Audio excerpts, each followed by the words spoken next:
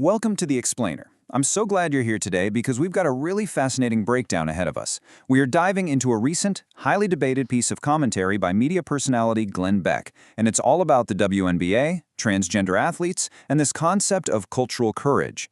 Now, right off the bat, I want to be absolutely clear. Our goal today is not to take sides or endorse any particular viewpoint, not at all. We are just here to methodically deconstruct the arguments Beck presented on his broadcast, so we can understand exactly how he builds his case from start to finish. Let's get right into it. Here is our roadmap for today. We'll start with Cunningham's stance, move to the physical argument, then Beck's critique of WNBA leadership, his coaching hypocrisy claim, and finally, courage versus cowardice. All right, let's jump into part one, Cunningham's stance, the inciting incident. So the catalyst for Beck's entire broadcast centers on a recent public statement from WNBA player Sophie Cunningham. She was speaking about biological men competing in women's sports. And she said this, "I'm there to love, but I'm also there to love biological women. I want to protect young girls who shouldn't have to go against biological men." Beck actually uses this exact quote to ground his entire monologue. He gives her a ton of praise for this stance, calling her actions really, really brave, for stepping right into the middle of such an incredibly polarized cultural conversation. But what's genuinely fascinating here is how Beck positions his own authority to even speak on the matter. He proudly labels himself a reluctant commentator. He fully admits to his audience that he has zero sports knowledge, literally none. He jokes that he couldn't name 3 NFL quarterbacks if his life depended on it, and he totally brushes off activities like competitive axe throwing and what he jokingly calls synchronized coughing.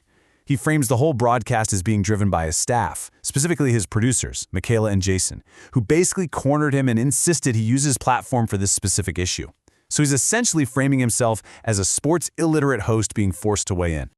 Moving on to Section 2, the argument from physicality, Beck's biological claims. This takes us right to the core of Beck's argument, where he strips away the context of sports entirely. Instead, he lays out a very specific list of physiological metrics to build his case. He points to things like size, strength, muscle and bone density, and lung capacity. He sums up this collective reality as just simple, brutal physics.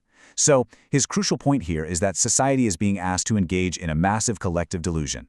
He claims we're all being forced to pretend our own eyes are lying to us when we observe these inherent biological differences. And he uses a really stark comparison to anchor this point in reality. He tells his audience to picture a 6'2", 210-pound biological male lining up against a 5'7" woman.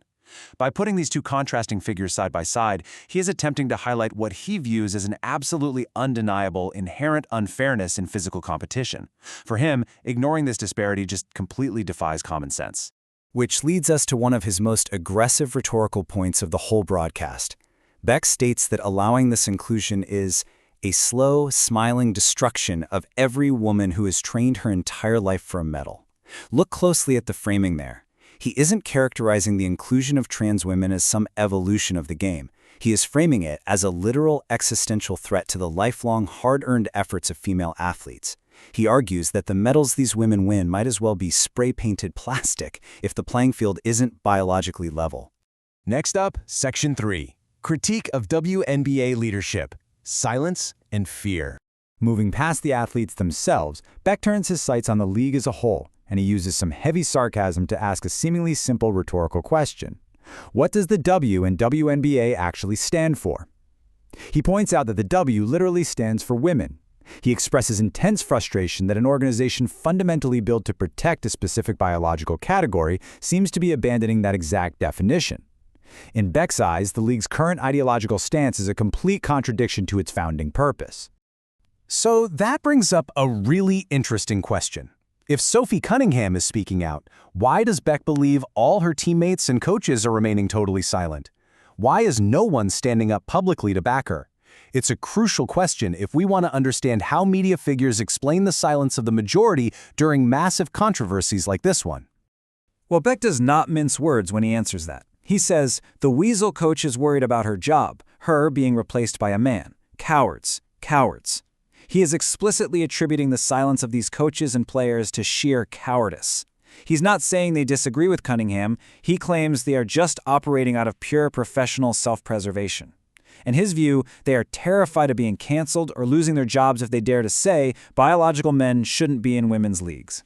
Which brings us to Section 4, the coaching hypocrisy claim, focusing on Cheryl Reeve. Beck then narrows his focus to WNBA coach Cheryl Reeve to really illustrate this alleged cowardice. But to understand his attack here, we need a quick piece of historical context. Let's talk about Title IX. It's a landmark federal civil rights law in the U.S. that prohibits sex-based discrimination in education and sports.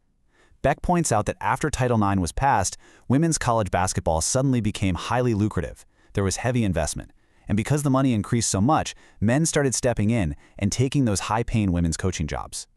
Notice how Beck uses that exact history to build a logical trap for Coach Reeve. He references an interview Reeve did on a podcast called Good Game with Sarah Spain, where Reeve actually expressed fear about men taking those lucrative women's coaching jobs now that the WNBA's valuation is blowing up.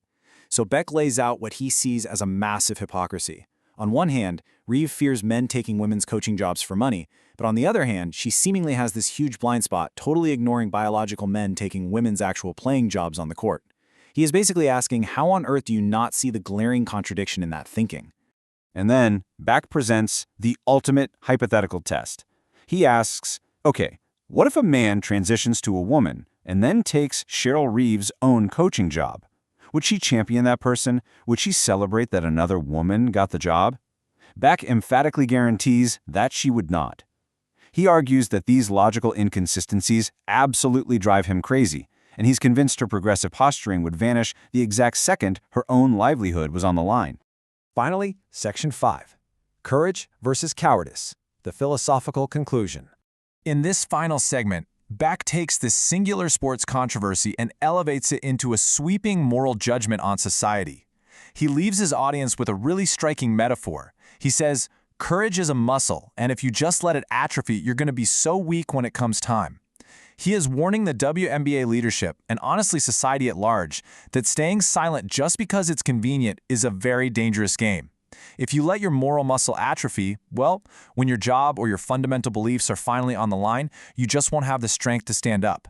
You're dooming yourself to a life of cowardice. He wraps up the whole broadcast with 3 core philosophical takeaways.